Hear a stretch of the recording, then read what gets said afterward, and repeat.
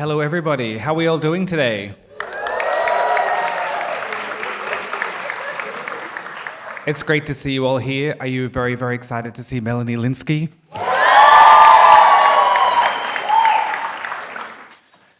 I'm very, very excited too. As an Australian who runs this festival, it's great to have a New Zealander here. They're the nicest people around. You can't beat them. So I'm very, very, very, very, very excited. Who's managed to see the final episode of Yellowjackets? Wow. I'm really excited for you all. You can have a great time. Of course, Melanie is known for many other wonderful projects, and we can't wait to run through them with you all. I'm here to also let you know that Miami Film Festival is still running until tomorrow evening. This is day 10 of 11. Have people been coming to quite a few things? Awesome. We're very, very excited that you have been. So there's definitely a couple more films for you all to see. We've got Diego Calva in town tonight for On Swift Horses, which is a film that also stars Jacob Elordi. It's down at the Olympia. And then tomorrow we've got all sorts of amazing films. A lot of screenings that sold out. We're doing repeat screenings. So we hope to see you all there. Keep on our mailing list. We love to do talks like this all the time. In the meantime, I'm going to invite our programmer to the stage. Please welcome Lauren Cohen, Director of Programming of Miami Film Festival. Thank you.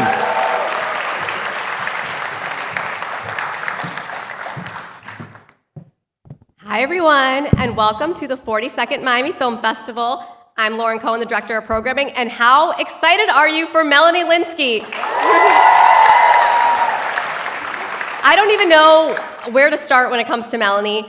She's so incredible. You know her from acclaimed two-time Emmy-nominated performance in Yellowjackets, along with films and shows like But I'm a Cheerleader, 2.5 Men, Don't Look Up, The Last of Us, and The Tattooist of Auschwitz. And we fell in love with her from the very first second she was ever in her first movie in 1994 in Heavenly Creatures. It's one of the best movies of all time, and we love it so much that we celebrated its 30th anniversary last year, and we had to call Australia every single night to hunt down the US rights from Peter Jackson's company directly in Australia because we wanted to bring you that movie to see on the big screen. She's incredible in it. We can't believe that was her first movie ever, and she has done so much incredible work in the 30 years since, even supporting performances in films like Coyote Ugly, Sweet Home Alabama, Ever After, Up in the Air. Woo! Oh my God, some Sweet Home Alabama fans. No matter what she does, she brings such a warmth to every single role and a quality that is uniquely Melanie, that uplifts and elevates every single thing she's in. Every movie and show she's ever been is a million times better because of her, and we're so proud to have her here today. So on behalf of Miami Film Festival, I am so proud to present Melanie Lynskey with our highest honor, our Precious Gem Award.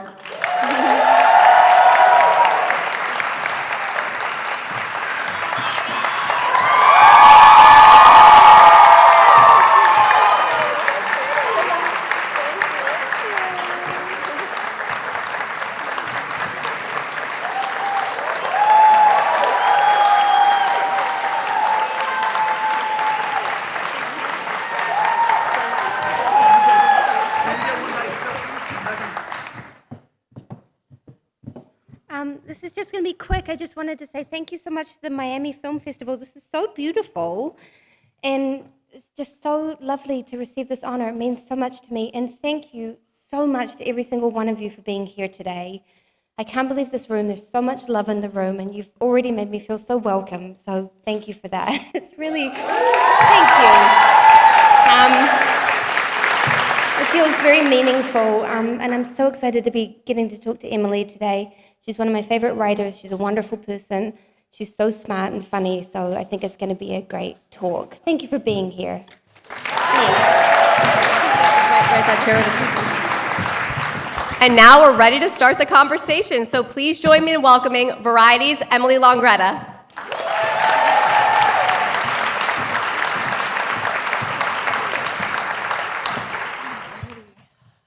How's everybody doing? You guys excited? I could not be more excited. Immediately when I was asked to do this, I said I will go anywhere Melanie Lynskey goes. So yes. We have so much to get to because your career has been so incredible from the very beginning. I know she just brought up, of course, Heavenly Creatures 31 years ago now. Oh my gosh, yeah. I kind of want to go back in time a little, have a little journey here. Your breakout role, obviously, in Peter Jackson's film, You were 15 doing local theater at the time. Did you know this was the career you wanted? I did. I was very shy. I'm still very shy. As a child, I was like painfully shy. Sorry, I'll try not to yell into the microphone. And I did a play when I was 6, and there was just something about getting given lines to say, getting to put a costume on. Suddenly, my awkwardness was gone. I just was able to be in a different body for a while, and I felt so free. And so I got kind of addicted at that point to doing plays. Were you watching a lot? Were you watching TV and film and going to theater as well? When I was a child, we did not, like I remember I saw E.T. and that was kind of it. we weren't like a movie-going family or anything like that.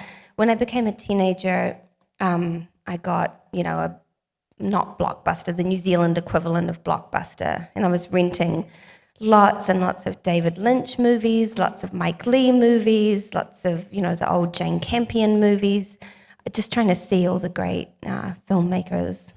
What happened after Heavenly Creatures? Because I would imagine your life changed a bit. Like, did you just go back to school and go back to normal at 15? No, literally. I just went back to school. It was so strange. It was a very surreal time of my life because I went and I did this job which was so fulfilling and so wonderful, and just every day was like a dream. I was so happy. I also, my household was wonderful and fun, but it was also very chaotic. I'm the oldest of 5. My parents were very young when they started having kids, and there were not a lot of rules in the house. You never really knew when dinner was happening or if it was.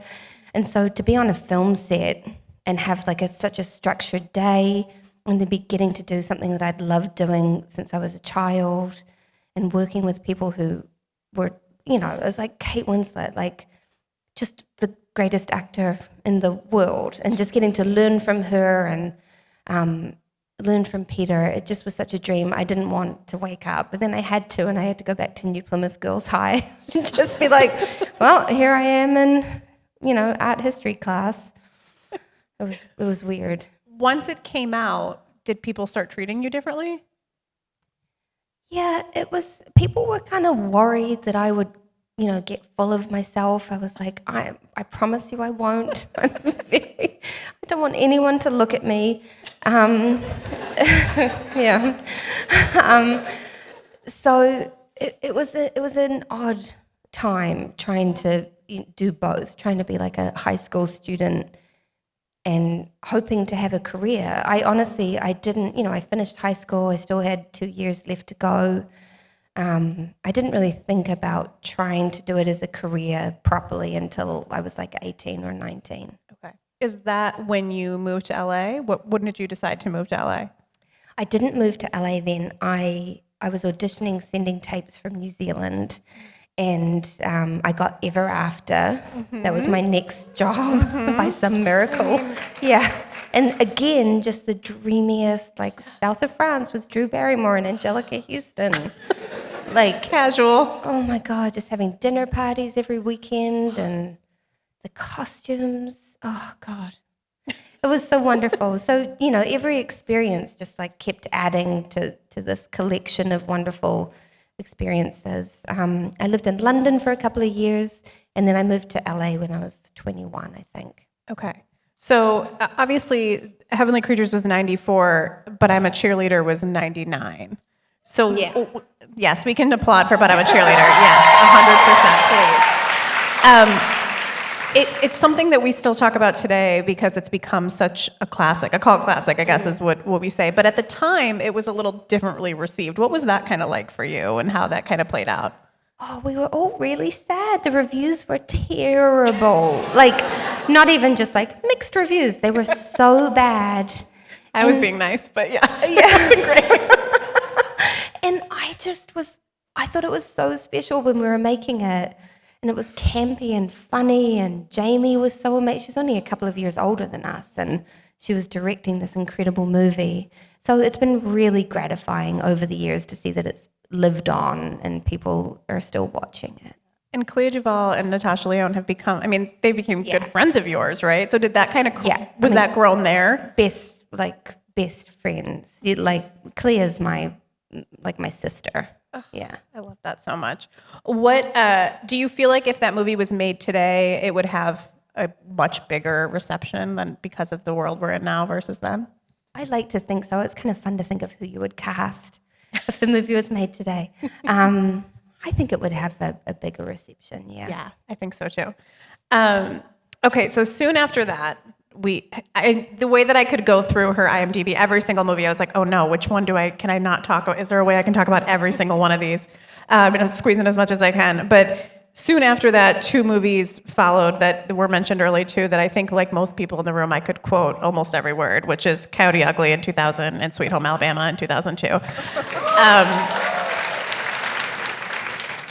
I know you just got back together with some of the Coyote Ugly team for a reunion to celebrate 25 years, and of course with Jerry Bruckheimer. But I'm curious for you what that casting process was like in that for Coyote Ugly. Oh my gosh, everybody wanted to be in that movie. It was like the hot script of the moment. And I remember reading it. There were so many different drafts of it. And the draft that I got, I think it was like a pass that was done by Kevin Smith. And it was quite dark. And I was like, oh, this is fun. And I basically went into the audition room and did kind of an impression of Natasha Lyonne. Because I was like, I don't have the money to hire a dialect coach. I don't know, this is kind of like what I would imagine. And then they got me a dialect coach for filming, thankfully, so I could do it in like New Jersey accent. But then there was a sound problem and none of my lines recorded, and I had to re-record every single line I did in that movie. And they did not get me a dialect coach when I had to re-record all the lines. I was like, oh my God. That's kind of crazy. I know, it's like, I live in London. This is hard. I've been doing an English accent every day. Yeah. Did you go out for that role specifically, or did you read for any other roles in that movie? No, I don't want to dance on a bar. No, I only want I don't know. There's nothing wrong with that. I don't know.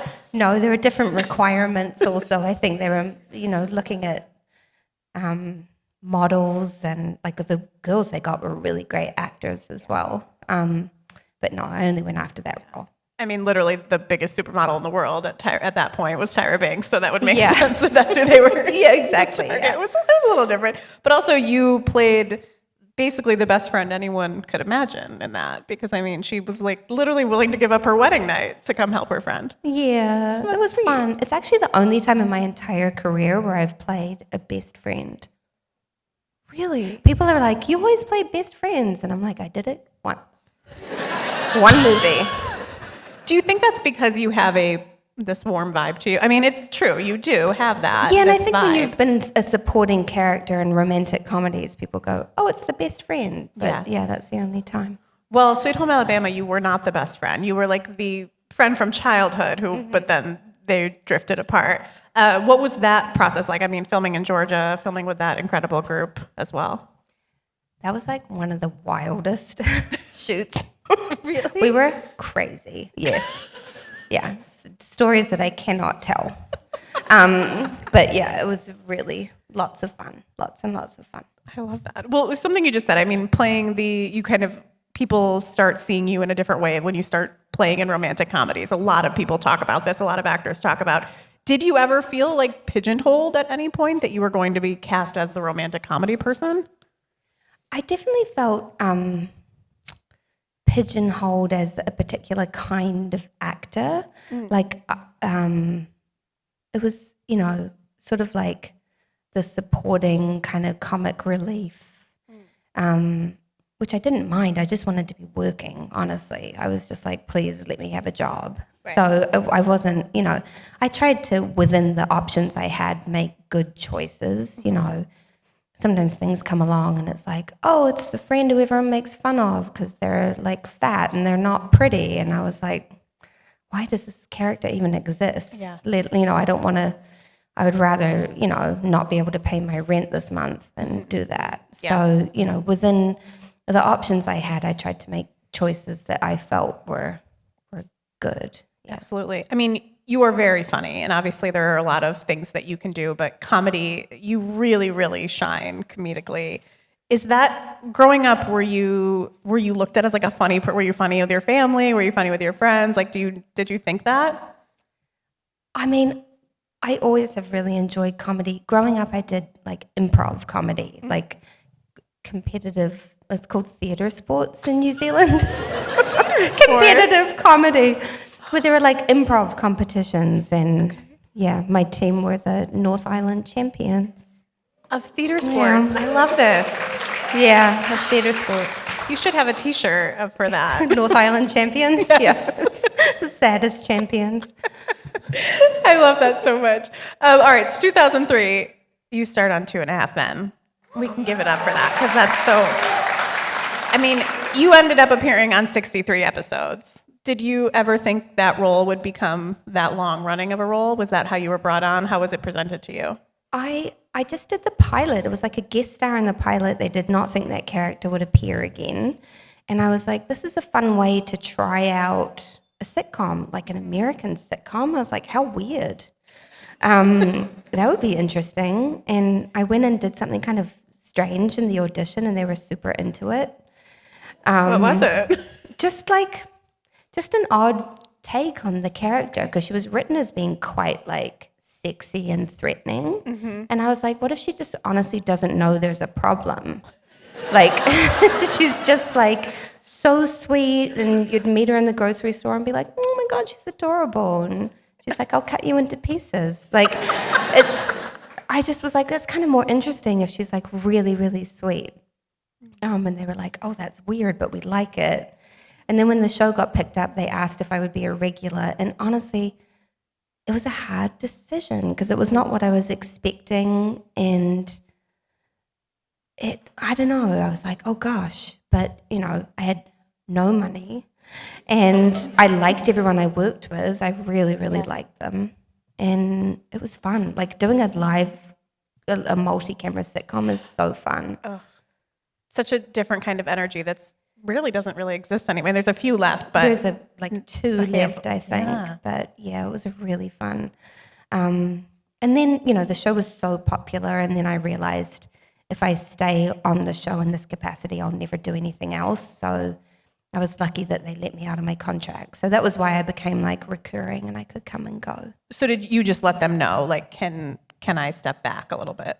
Yeah, it was a whole legal. Of course. Yeah, it wasn't just like, guys, I think I'm gonna. Everyone was like, you're a regular on the show. Yeah. But it was the time, the show was so popular and people were like renegotiating to get raises. And I was like, how about I renegotiate for less money?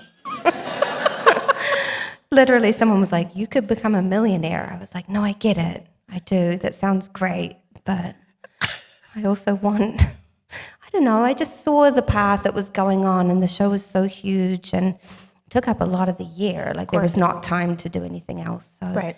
I think I made, it was not like financially the greatest choice, but for my life, it was the best choice. Absolutely. Money doesn't equal happiness. We all know that. No, it doesn't. No. Do you feel like, what was the point of your career that you started getting noticed and recognized, people asking for your photo all the time? After what role did that start happening? Oh, gosh. I mean, it's been sort of intermittent. 2.5 Men, I noticed a difference, like when I would go to the airport. Right. Otherwise, I was pretty anonymous. I don't know, I think I can move around the world kind of undetected a lot of the time. Just walking up here with you, I feel like people, but I don't I'm know in what like you're a dress. So I don't usually look like this. I usually look like someone you'd be like, oh, is she okay? She's having a rough day. Like, it's not this, it's school drop-off, One of the other moms at drop-off was like, oh, you always know who the industry people are because they're either out of town or they're in pajamas. And I was like, they're not pajamas. Athleisure. That's what we call it now, yes. Did you, after you did 2.5 Men, did you want to do more TV, or were you always drawn more toward film? Like, what was your kind of view on that? Well, I had just gotten my green card, so I was able to do TV. Okay. Before that, I could only do movies because the whole visa process took so long, and the pre-production time is longer for films. So I was excited to get to work in TV. Yeah, absolutely. Was the audition process for TV different than the audition process for films? The audition process for TV is so strange. Like, they bring you in front of just giant boardrooms full of executives who don't think anything is funny. Right. And they're just sitting there looking at you, and you're trying to, be comedic. And it's so, I don't know. Weird. It was really weird. It's not the ideal conditions for creating comedy magic. But I had really good chemistry with Charlie, so I think that really helped me. Yeah, absolutely. I mean, being on a show also with that group, Chuck Lorre, Charlie Sheen, John Cryer, some of the funniest people in the business, that must have also been really a big, great learning experience. It was an incredible learning experience. And also specifically the sitcom, the timing of it, it's so different and they're really good at it. Yeah. And Holland Taylor is amazing at it. Chatty, who's no longer with us, and Maren, like everyone on the show is so good at that particular thing. And it's kind of becoming like a lost art. Yeah, it really is. Yeah. All right, I'm going to just name a few other movies. I have so many to go through, but I want to touch on Many of them you can skip, by the way. I can. Absolutely not. I want to talk about The Informant because I don't know if there's a lot of Informant fans in here. Yes, I love this. I feel like you have said this before in interviews that it was one of your favorite experiences. Can you talk a little about that? Well, that movie was, I got that movie because of 2.5 Men. Because Steven Soderbergh, who directed the movie, wanted to cast comedy people. So Carmen Kubo, who's the casting director who I'm friends with, was like, Steven is looking for comedy people, and I think you being on a sitcom is really like helpful. And so I got to audition for that, and I got the part, and it was just one of the most fun, creative, exciting experiences. Matt Damon is so great. Yeah. He's such a good person. Like, you just keep waiting for something to go wrong, and it's like, oh no, he's just like a dreamy, wonderful human being. I mean, that's again a rare thing in this world that someone can be like that. Just a lovely, lovely guy. It was a great time. Absolutely. Yeah. I mean, the same year you did Up in the Air, so you were just working with a lot of really great people on really great projects at that point. Oh my God, I had this run of these wonderful movies where the movie stars involved in them were just so kind. Like George Clooney, was just never in his trailer. He was just always out talking to the crew, hanging out with everybody. I did a movie with Edward Norton, and he was so awesome. And I did a movie with John Krasinski and Maya Rudolph, and there was this big run of people who were so wonderful, so professional, and it just was great. I mean, can we also say, though, that they are also saying, I got to do movies with Melanie Lynskey. I mean, you were at that part of your career then. I mean, yeah, 100%, right? I mean, she's naming people as if she's not one of them, so you should also be sweet. Saying that for yourself. A few years later, Perks of Being a Wallflower, which had such a big impact. Yes, absolutely. I want you to talk a little about that experience and what the impact that had, because I really feel like that moved a lot of people. Oh, it's such a beautiful book and such a beautiful movie. That was another kind of difficult decision because the character I play in the movie, it's a really complicated character for those who haven't seen it. It's kind of awful. But then I also thought that was an important story to tell, that sometimes predators are the person you would least expect. And I love Steven, the director. It was very positive. Yeah, absolutely. Yeah. I guess, I mean, I have a lot other ones to touch on, but I feel like this is a good transition to Yellowjackets, so I want to talk a little about that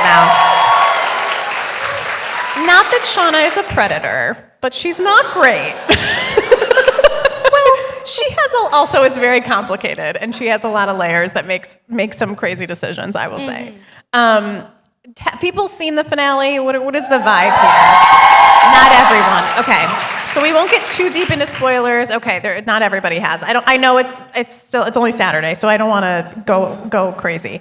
But kind of starting at the beginning, what was the biggest challenge when you stepped into this role? Because I can't imagine that this kind of layered character is an easy one to step into. Honestly, it didn't feel like a challenge. I felt so immensely grateful to be given a character who was so interesting. Like, there's layers and layers and layers. She's very complicated. She's very dangerous. She's very funny. I love our writers, I have to say. Like, I love them. I love them as people. I love them as creatives. And we've known each other now for 6 years, and just the gratitude I feel for the material that they've given me. I'm always surprised. I talked about this recently in an interview. I think people had an idea that I knew the entire plot outline, and I'm just like, I do not. Like, before I signed on, I was very careful. I just wanted to make sure they had a plan. They very, very much had a plan. I was like, sold. I trust you. And I still really trust them. I think that the story is going to surprise all of us. I think where the story's gone is sometimes surprising them. Certainly this season, I was just like, what is happening? Like, just every episode, I was like, no, I have to say goodbye to someone else. I hate it. I hate that part of it. We were in the car, we were joking about how if I was in the writer's room, no one would ever die.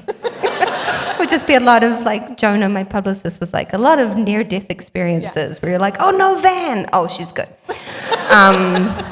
Because I can't stand it. It breaks my heart. I know. It's hard, and it's hard as an audience member who gets attached to these characters as well.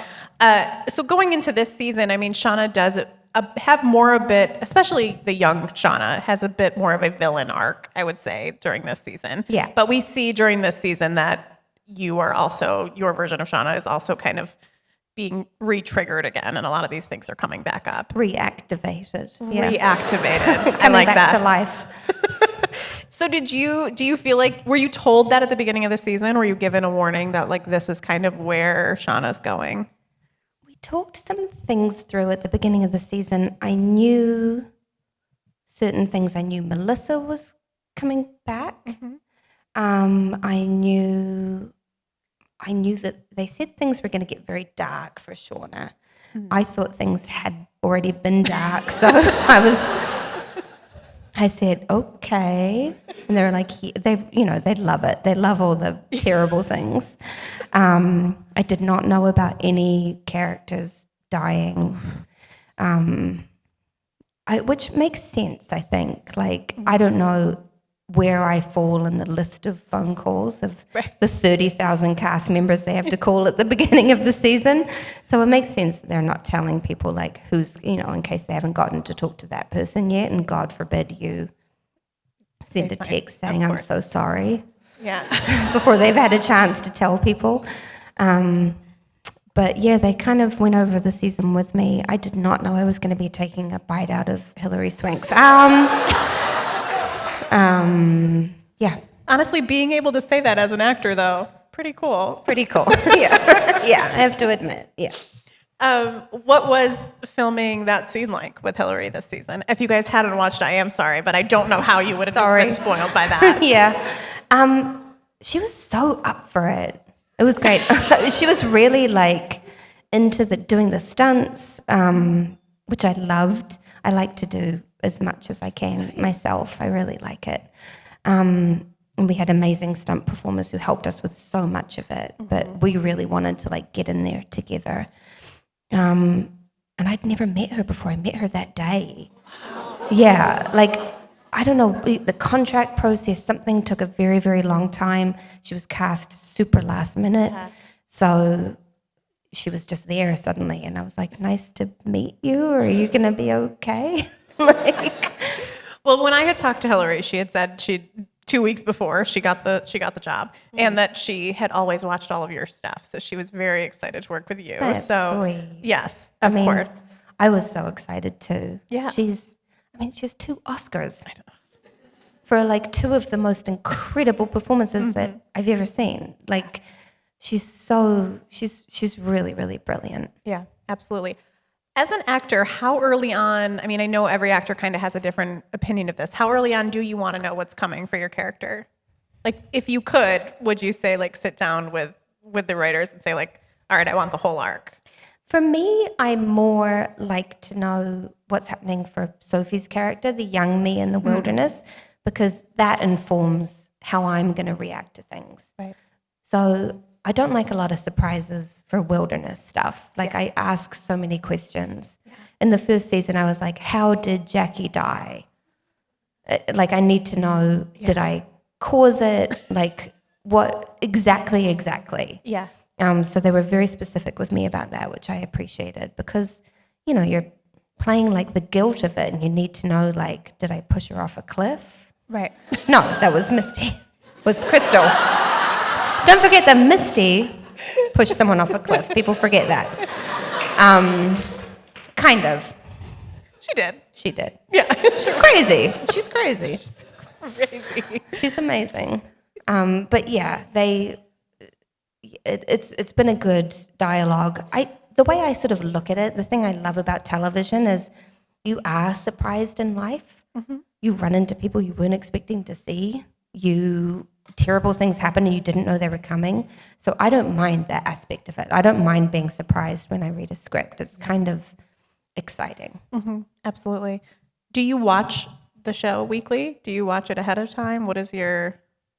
I mean, we know your husband watches via social media. He shares his reactions, but... Yeah. He wants all the spoilers while we're shooting and then he forgets them. And then he's watching the show like, oh my God. And I'm like, you knew that was... We went to that person's death party. Like they had a foot cake. You ate a piece of it. Like, why are you surprised now? He's like, no, not Coach. Yes, Coach. So strange. But they send screeners and so I get to watch them a little ahead of time. Yeah. Okay. Do you, throughout your career, have you always watched your work, or do you? I watch it once. Okay, one time. Okay. Yeah. I know some people are different. Some people like to watch, some don't. So I always am curious. I do not like it. I watch it once so I know how to talk about it and so I can appreciate everyone else's performances, and then it's done. Although I rewatched Hello, I Must Be Going. And? I think it's great. Yeah. I think it's so good. Chris Abbott is so brilliant. So great. Yeah. So great. One of your other projects I wanted to talk about, we skipped over. I wasn't going out of order, but Togetherness, which was obviously an HBO show. Is anyone aware of this? Yay. Obviously, Mark Duplass is actually here as well today, and I'm going to be talking to him later. So I was thinking, really? Right after this, I'm heading over there. Oh my God! I wanted to talk to you about that because I feel like that was such an intimate show that it comes up a lot in conversations with people. I wonder if that has the same kind of thing with you, that it comes up with people. It comes up a lot. Yeah. Like, I'm always so happy when I meet someone who loves Togetherness. Yeah. The people who've watched it, I love you more than the rest of the audience. I'm just kidding. But it does have a very special place in my heart. It was such a wonderful show to work on. There was a lot of improv, which I love. So much creative freedom. The Duplass brothers are geniuses and also very nice. Amanda Peet, who one of my life streams is to work with Amanda Peet again. She is one of the greats. Yeah. She is just one of the greats. Absolutely. So, yeah. The show was, I use the word intimate because I feel like it really gave a look into a very realistic look at relationships in a different way. But it also was, pretty risque for HBO. There was a good amount of nudity. There was a good amount of, kind of storylines that weren't being told at that time on TV. Was that something scary for you to dive into? No, I think I should have maybe been more scared. I don't know. I was always just like, yeah, sure. There were all these conversations like, are you okay about showing this or that? And I'm like, yeah. Okay. I don't know. It felt important to me. It felt like part of it. And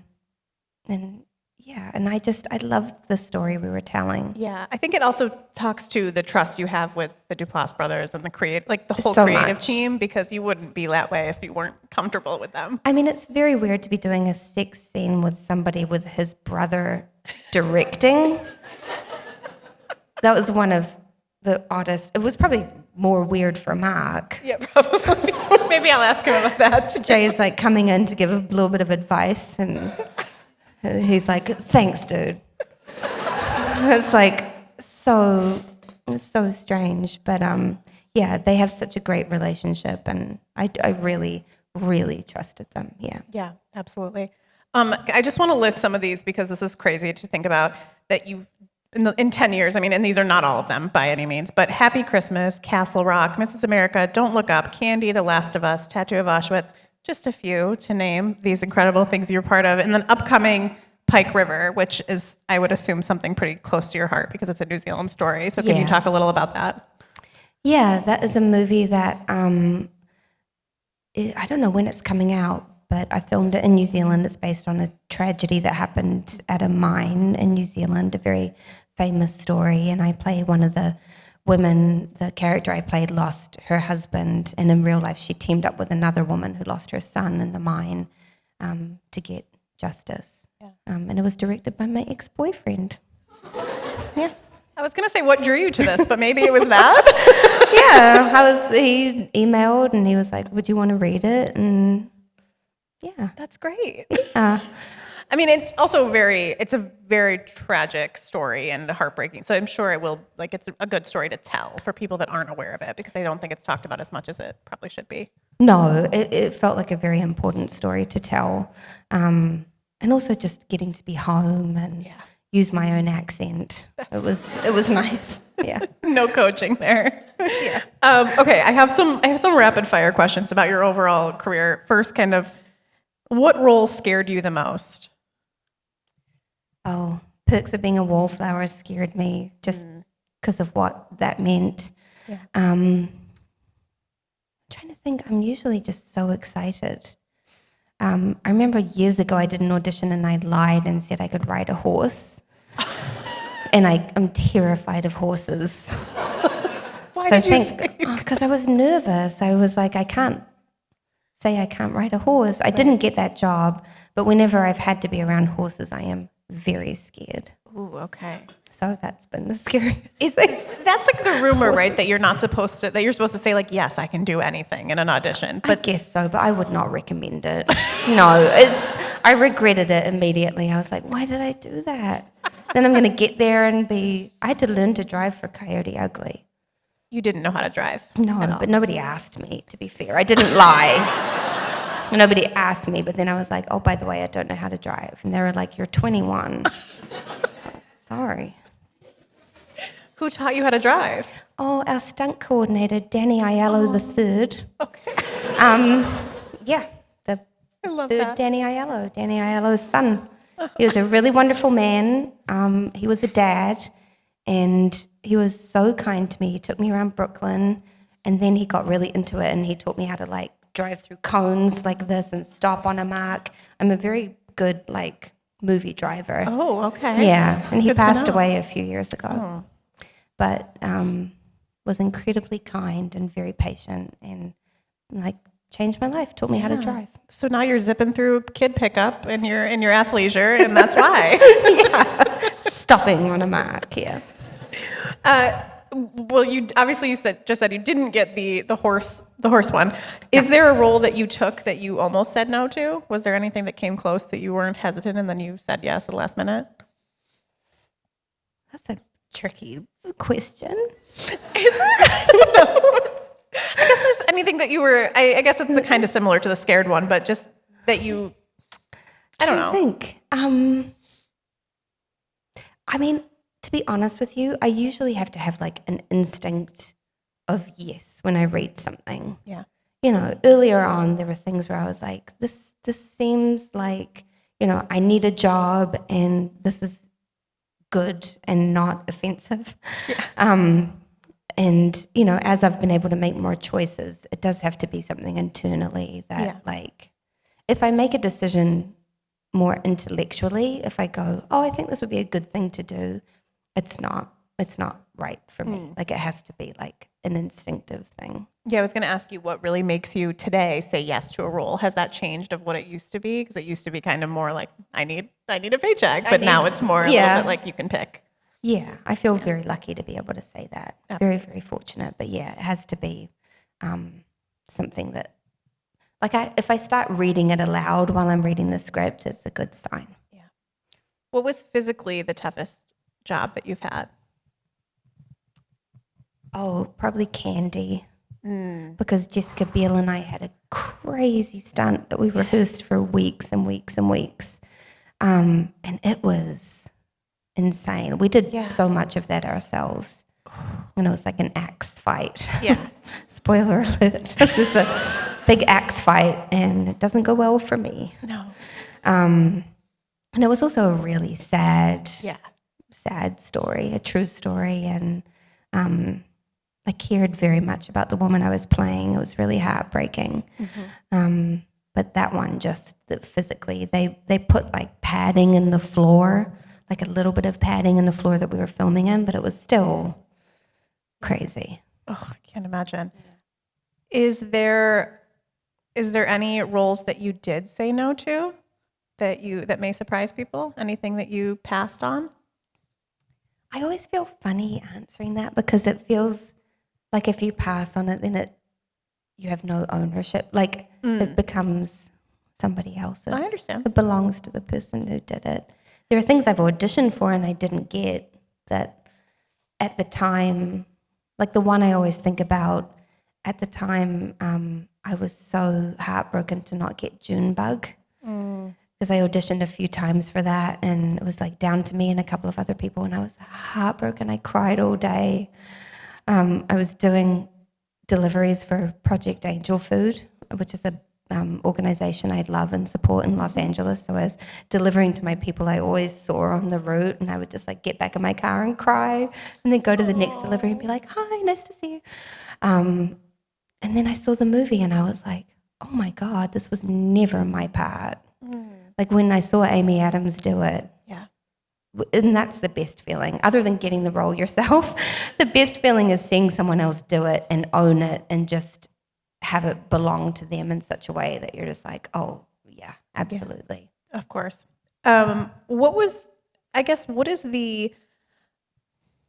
What's the audition that stands out to you as the moment that you realized how much you loved this world? Whether it's you getting a role, whether it's you auditioning for it, whether it's the first day you were on set, like what was it that when you realized it?